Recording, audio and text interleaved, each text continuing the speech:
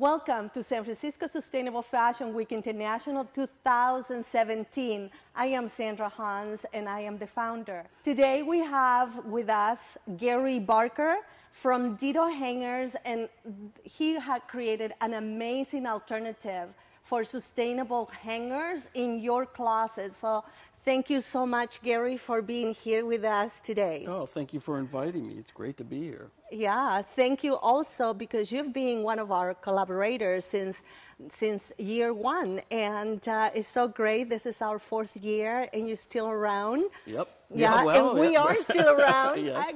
Yes. It's so really great. What I'm saying is that you're still supporting our mission and the vision that SFSFWI has. Oh, I think sustainable fashion is so important that, you know, with fashion there's so much consumption, and in order to limit that consumption, you've got to make clothing more sustainable. You've got to make it more socially just. You've got to come up with other ways to deal with letting go certain clothes, and the way you do that are by clothing swap outs like we had today. And I think it's a fantastic solution. I think the work that you're doing with your group is really what we need.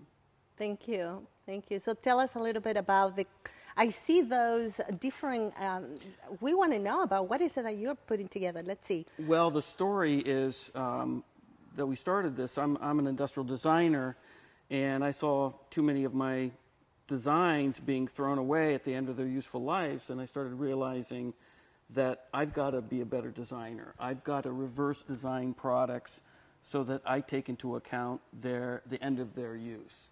Mm-hmm. And so I was looking for a product that we could redesign, and came up with the idea of the wire hanger, a replacement for the wire hanger. But when we started looking at hangers, we saw that the plastic retail hangers were really the big amount of waste. And so what I did was with a hanger that's recyclable anywhere, and it's made out of 100% compressed paperboard.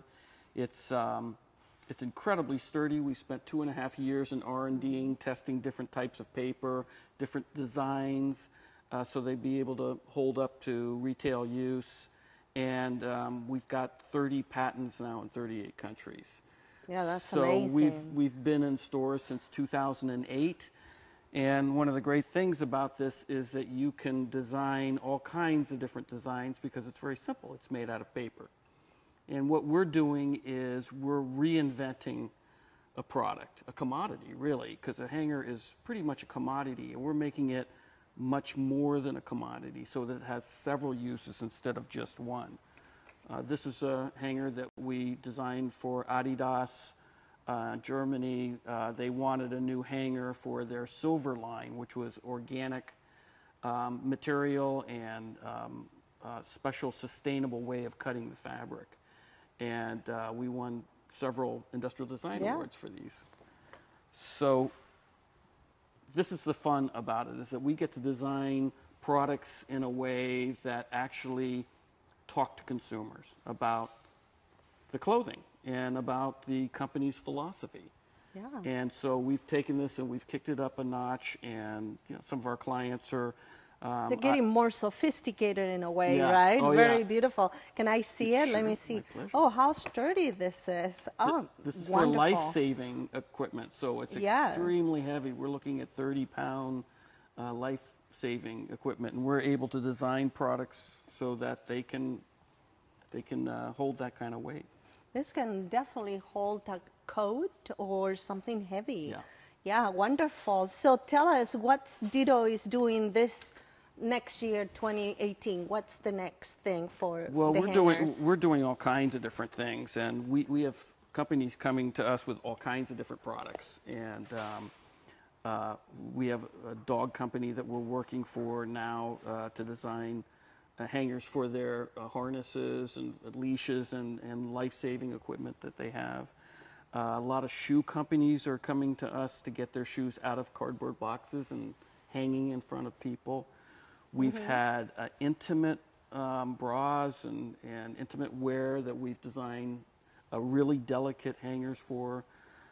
We even had a sex toy company contact us and wanted us to design hangers for All their kinds of products designed. We've had They want prisons, we've had wonderful. psychiatric Yes. institutions, we've had anybody you can think of, we've had come Well, to us. and sustainability ask is for something. expanding, Right, and what we want is all communities to have access to sustainability in a way that we benefit not just ourselves, but it is supporting environmental preservation and the health of people. I want to thank you so much for being here today, Gary, and I cannot just tell you how much this means to us, that people in the industry, businesses are coming to express what is it that they're doing and give us the message to our consumers, quote unquote. People that buy products, we say. Consumerism is something that we want to really transform out of our lives, right? It's just not to buy. It's to conserve. So, and I thank you for the work that you're doing in the education, and we're just here to help support the great work you're doing. Thank you, Gary.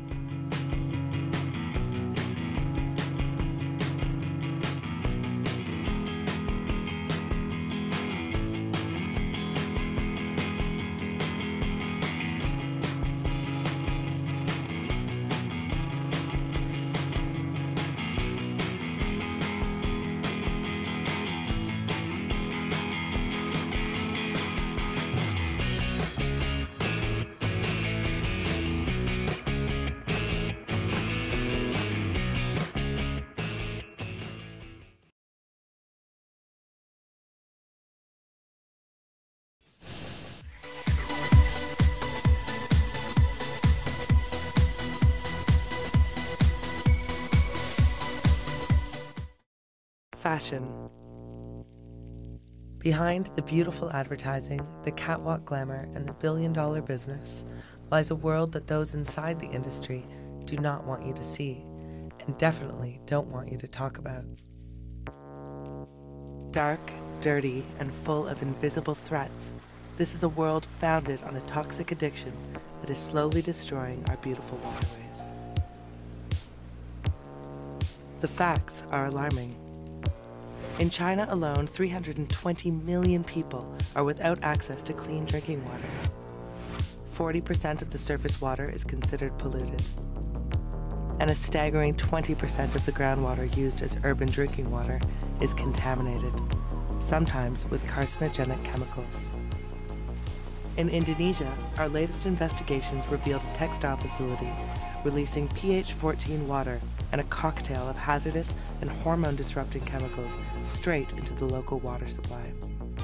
And this is just the tip of the iceberg. Just one of thousands of factories in Indonesia and around the world that are treating our public waterways like private sewers. And the problem runs deeper than that. The clothes we buy in Europe, North America, Asia, and elsewhere are all part of a global chain of toxic pollution.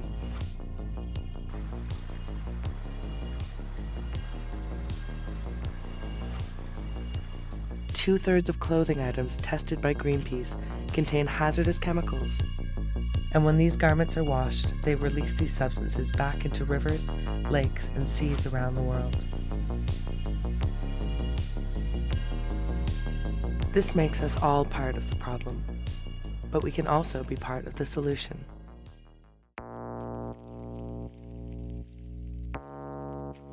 Around the world, activists, fashionistas, designers, bloggers, and models are joining together as part of the global detox campaign, united behind a common belief that beautiful fashion shouldn't cost the earth.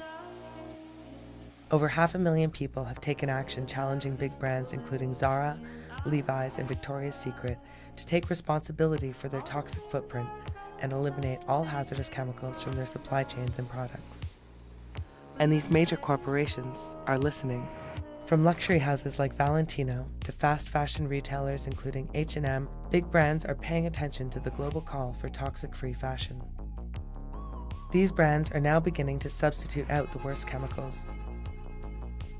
They are also working with their suppliers and the chemical industry to develop solutions, creating a growing marketplace for non-hazardous alternatives. For too long, reckless industrial pollution has occurred in the shadows. By shining a light on the situation, we can accelerate the changes that are taking place. Polluting in the dark is unethical. Polluting in the full glare of the media spotlight is a PR disaster. There is still a long way to go, but our successes so far prove that when we join together, change is possible. Our message is clear. Those brands and suppliers that are transparent about their progress and that take credible and authentic action have an opportunity to win people's trust and loyalty. Those that choose to bury their heads in the sand or try to greenwash their way out of the situation face a more uncertain future. It is becoming easier than ever to spot these toxic villains and greenwashers, to share this information within our networks, and influence brand decisions for the better. The world is watching. It's time to detox.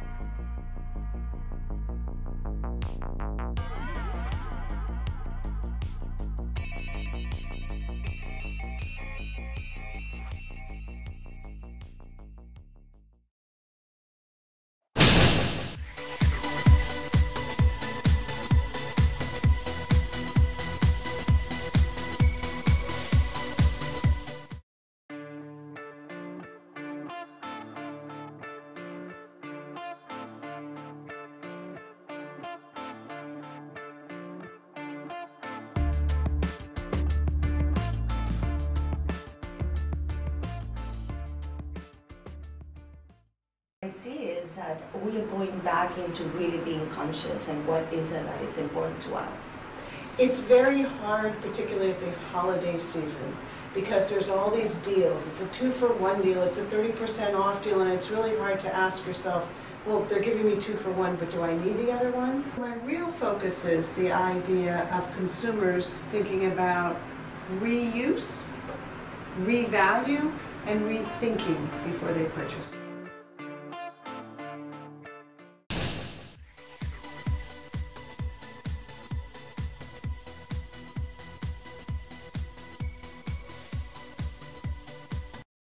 Welcome back. My name is Sandra Hans, and I am at the San Francisco Sustainable Fashion Week International 2017.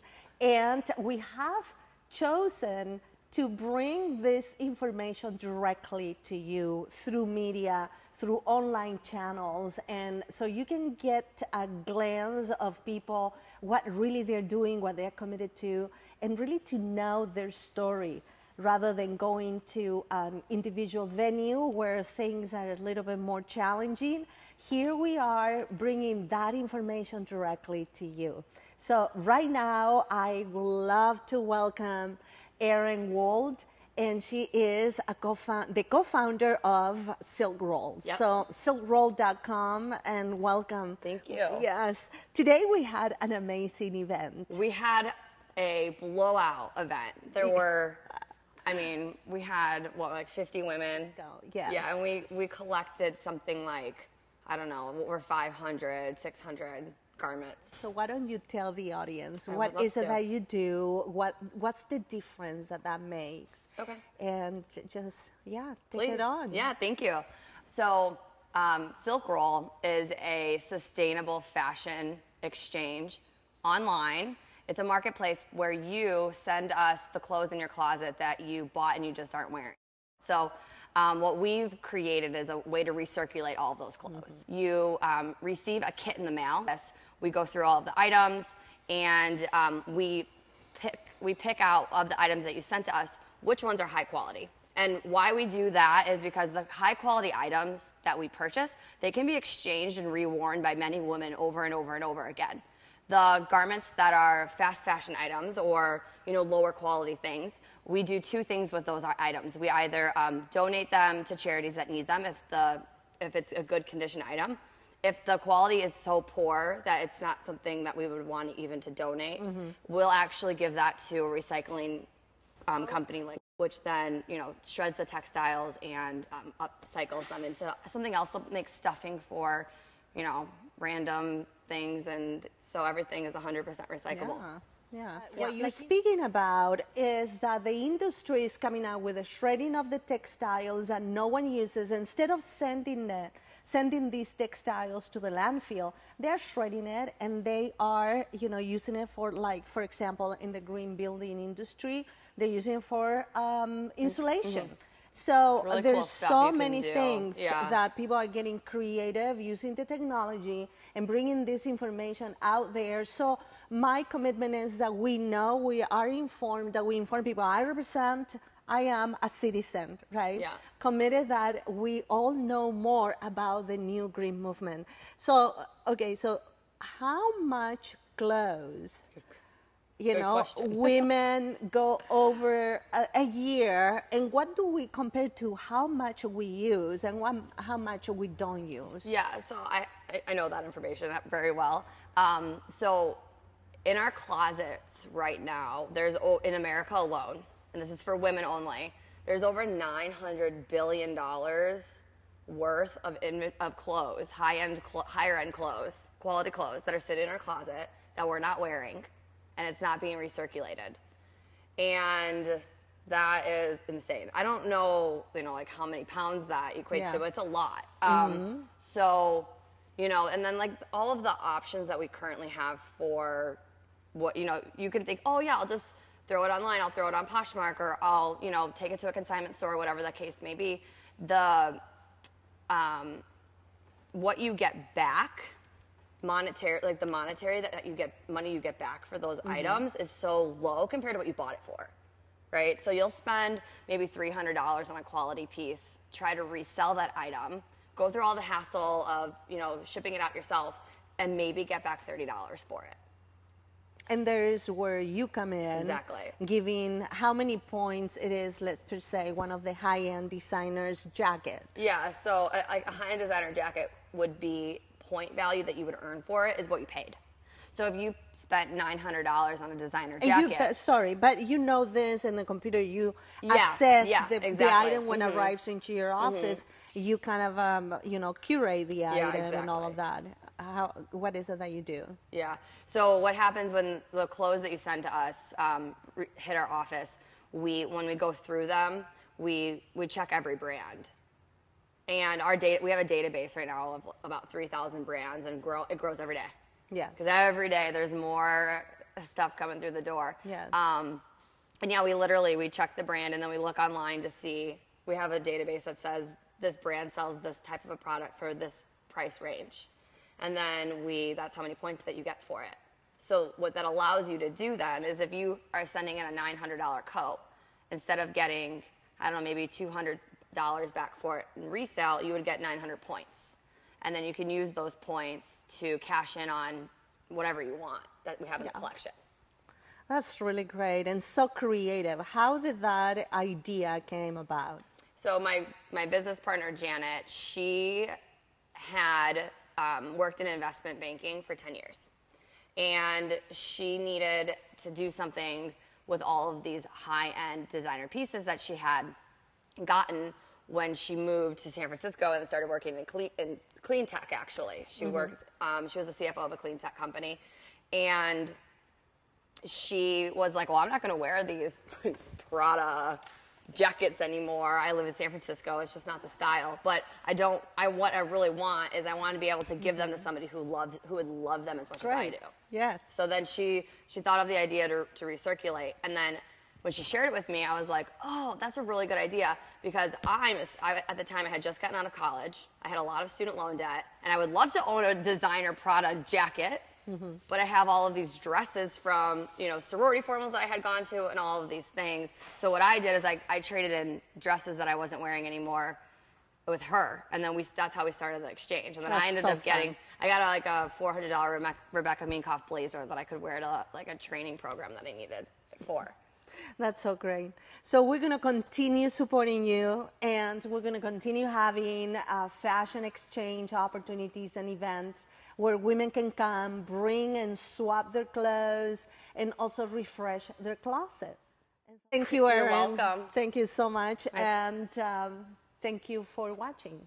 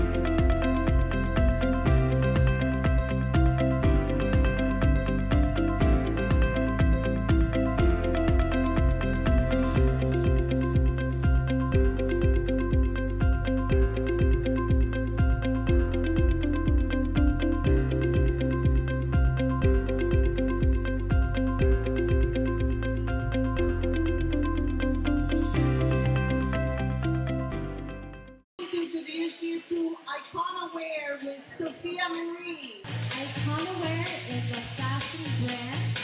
We reconstruct second-hand clothing. We basically take what's old and we make it new again.